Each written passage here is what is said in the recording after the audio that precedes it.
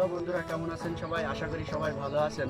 আজ আমরা আপনাদেরকে দেখাবো সুন্দর একটি প্রজেক্ট, যেখানে তরুণ এক উদ্যোক্তা সৃষ্টি করেছেন। অনেক সুন্দর একটি প্রজেক্ট, অনেক জায়গা নিয়ে, যা 30 বিঘা একটি জায়গা নিয়ে চুয়াডাঙ্গা জেলায় অবস্থিত। আপনারা এই ভিডিওটি দেখুন এবং সম্পূর্ণ ভিডিওটি দেখতে আমাদের সাথেই থাকুন। চলুন ঘুরে আসি এই প্রজেক্টের বিভিন্ন নার্সারি গাছ এবং ফল ফুলের বাগানটি দেখে আসি।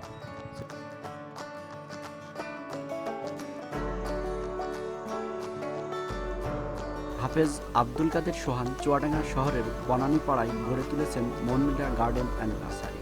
শুরুটা 2017 সালে হলেও বর্তমানে হাফেজ আব্দুল কাদের সোহান একজন সফল তরুণ উদ্যোক্তা। নিজে সফল হয়ে অন্যকেও সফল হওয়ার পরামর্শ দিচ্ছেন। সৃষ্টি করেছেন 10 জন শ্রমিকের কর্মসংস্থান।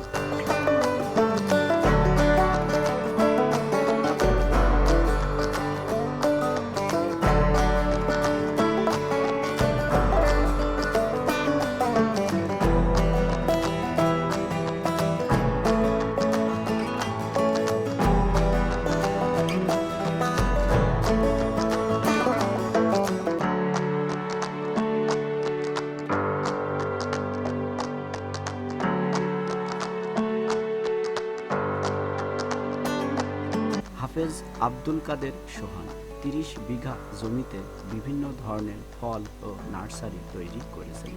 তার বাগানের চাইনিজ কমলা বাগানের এক অংশ। একটা গাছে প্রচুর ফল ধরেছে। এই চাইনিজ কমলার চাহিদা বাজারে প্রচুর, দামও ভালো।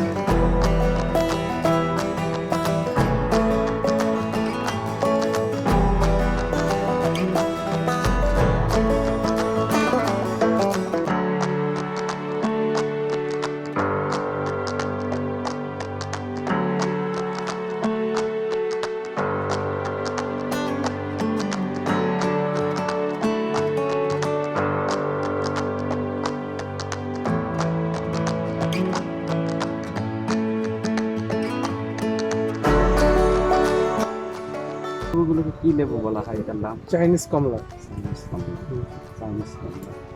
গাছে তো ফলন ভালোই এসছে। আলহামদুলিল্লাহ ভালো ফলন হচ্ছে। এখন এই বাজার দর কেমন, এই লেবুর দাম কেমন? এখন 100 থেকে 120 টাকা পর্যন্ত বিক্রি হচ্ছে। 100 থেকে 120 টাকা, মোটামুটি ভালোই দাম। জি আরো গাছ তো দেখতে পাচ্ছি আমরা। কতটা গাছে প্রোডাকশন জি, এবং ওই নিজ ডালটা বাইরে ত্যাগ করে, যেমন আস্তে আস্তে ডাল শুকায় গাছ মারা যায়। তো এইটা যেন না হয় এই জন্য আমরা জৈবিকভাবে চুন আর তুতে বডিতে পেস্টিং করি। এটা স্প্রেও হয়, পেস্টিংও হয়। পেস্টিংটা হলো সবথেকে ভালো। আচ্ছা ভাই, আপনি কিছু মনে না করলে আমাদের একটু 2টা ফল ছিঁড়ে দিবেন। আমি বলবো যে মামা এসছে, মামা হাতে করে ছিঁড়ে। মামা ছিঁড়েন,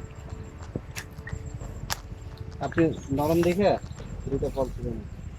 যেটা একটু পাম্প করবে মামা সেটা ছিঁড়বেন, তাতে মানে পরিপূর্ণ রস চলে এসেছে। একটা পড়ে গেল। এটাও দিয়ে গেছে। আপনার বাগানে প্রচুর ফল এসছে। এই যে এই ধরনের চাষ করা, এই যে মালটা বা লেবু, এটা লেবু, এইটা কিভাবে চাইনিজ লেবু, এই চাষ পদ্ধতিটা আপনার মাথায় আসলে একটু আমাদের জানান। চাষের বেসিক্যালি আমি তো কৃষিতেই পড়াশোনা করেছি এবং কৃষি নিয়েই চিন্তা ভাবনা আমার ছিল।